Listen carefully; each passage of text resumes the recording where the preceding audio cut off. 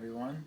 My name is Igor Kianitin, and I am doing a technical report on the Ford Pinto. Something about the Ford Pinto is that it was in production between 1970 and 1980. It was first created in September 11th, 1970, and it was a subcompact car that was very popular at the time.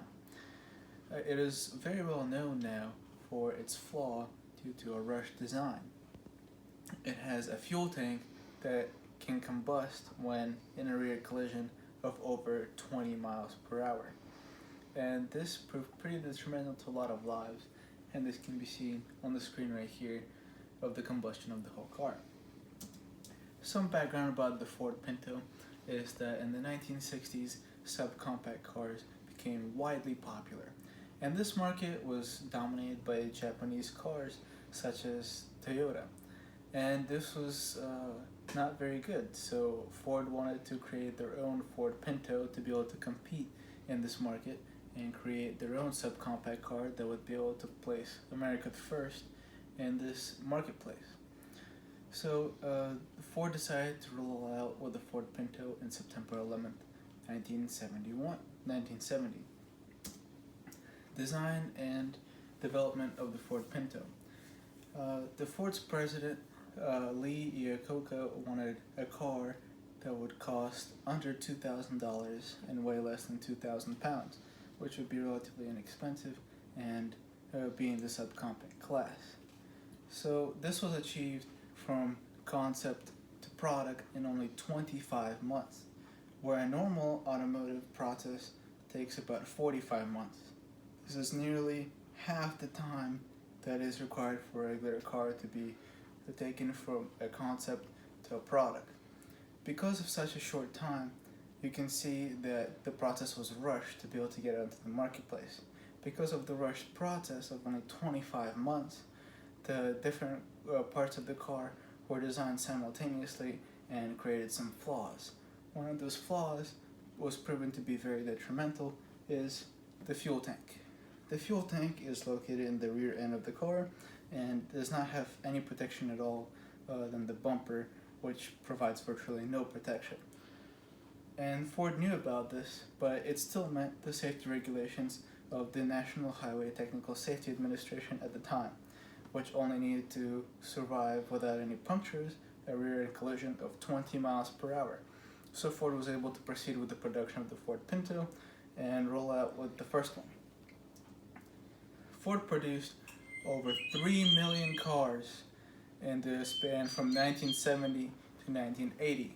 The first few years, Ford had 500,000 cars produced, and this dominated the market of the subcompact cars and put Ford on top, putting the American company over the Japanese companies and dominating that marketplace, which is what they wanted, but at what a cost.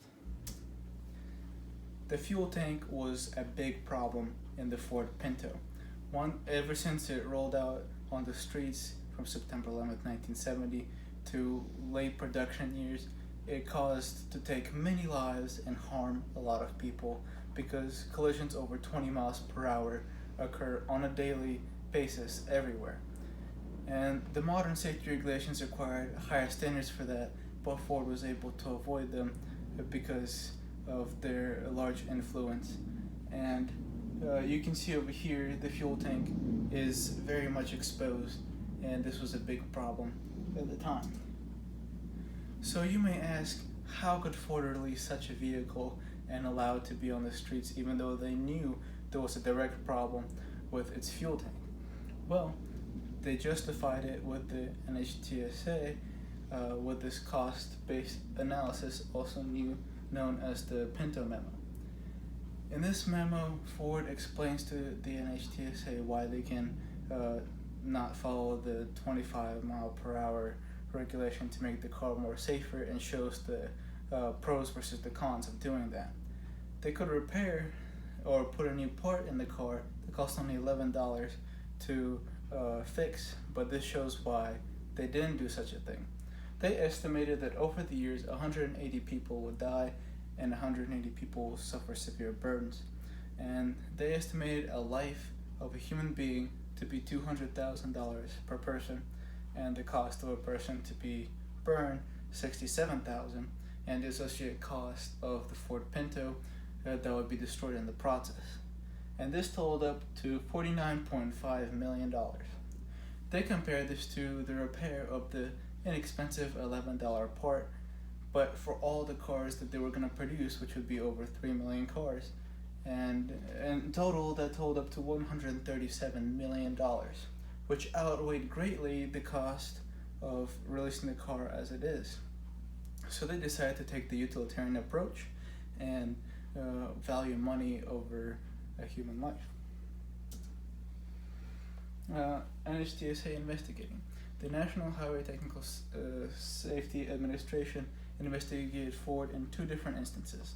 Once in 1974, and this proved to be inconclusive because they didn't have enough evidence, and a second time in 1977, where they were able to determine that there was a problem with Ford Pinto's fuel tank, and the fuel tank would not follow the regulation, which had become more strict since the beginning of production of the Ford Pinto. The recall.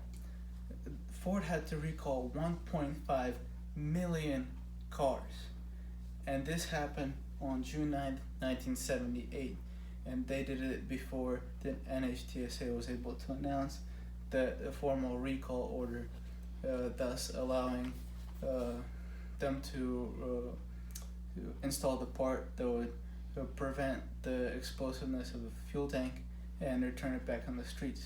They did this not because of the acknowledging the problem, but because the concern of the public that was associated with it.